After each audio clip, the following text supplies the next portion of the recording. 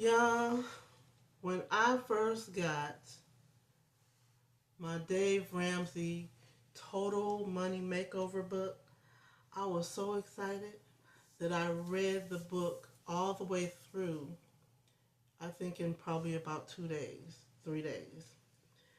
And the part that stuck out to me first was he said to save $1,000 for an emergency fund. And I thought to myself, save $1,000? I can't even save $10 right now. I was behind in my car note, car insurance, utility bills. I was playing catch up on everything except for the rent. So when somebody says save $1,000 emergency fund, you think that's impossible. But I said I'm gonna give it a try. Weeks went by, months have gone by, and I have not yet been able to save $1,000 emergency fund. And I kept thinking, why? Other people have been able to accomplish this. Why can't I accomplish this? I must be a failure. I must not be doing something right. But that was not the truth. And that's what I want to talk about today. If you've ever been behind in your bills, you got bills piling up on you, and you've ever felt that you could not save anything, this video is for you. So we're going to talk about it.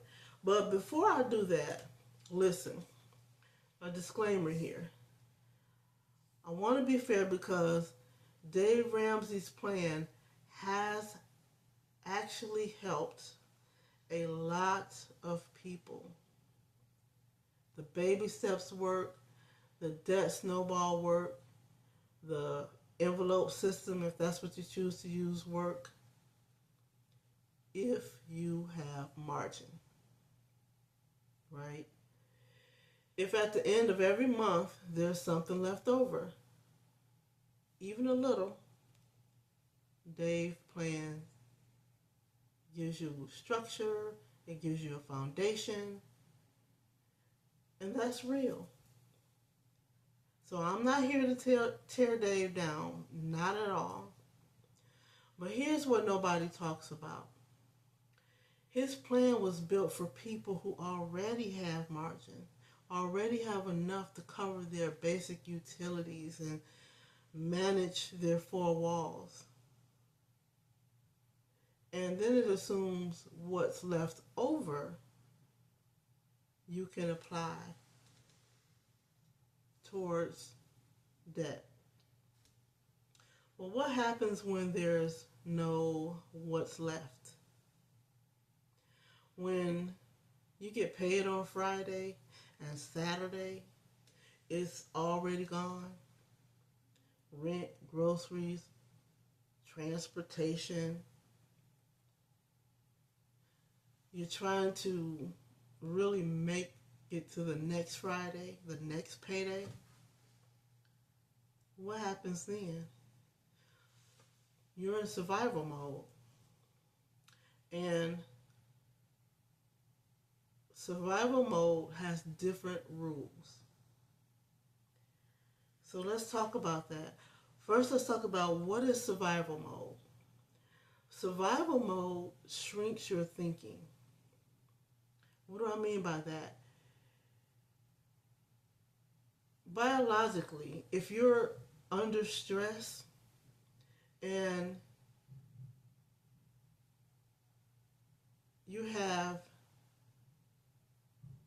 in that survival mode, you're under stress and you're thinking about what's due now. What bill is due this week? How much money I need to pay this bill? How can I keep this utility from going off, car from being repossessed?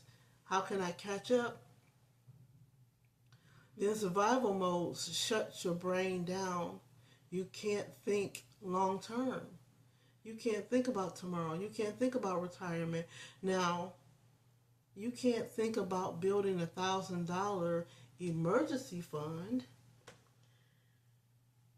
if you're in survival mode. We know we should be saving. We know we should be preparing for retirement. But we can't get there because we're in survival mode. We don't talk about that because we're ashamed of it, right? Because I'm here to tell you there are so many of us that Dave's plan doesn't work for when you're in survival mode. So now you ask yourself, if his plan doesn't work, what does? And that's what I want to talk about. Before I talk about that, I want to say this. If nobody has ever told you that it's okay to be starting from zero if you're in your 40s or like me in your 50s, I'm telling you right now, it's okay. You're not behind. We're just starting from where we are. So I want you to subscribe to my channel because I don't want you to miss out on the next videos that's coming out on this channel. We're going to talk about it because we're going to take this journey together. All right? So let's get into it. I'm going to give you 3 things that I came up with that's helping me personally. Dave says, save $1,000. I say, save $10 every paycheck. That's right, $10. No, $10, not that it's enough, because here's what I've learned.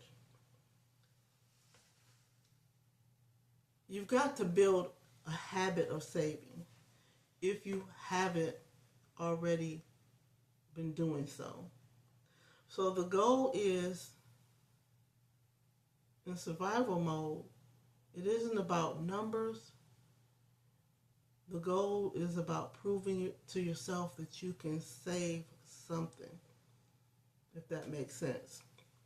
So open a separate savings account, not one that's connected to your current debit card, because we know how we like to swipe, but set it up so that $10 out of every paycheck goes into that account, and don't touch it.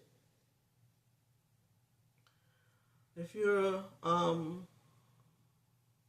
saving your $10 every week, then that $10 can turn into $50 or $20 every week, $50 every week, $100 every week.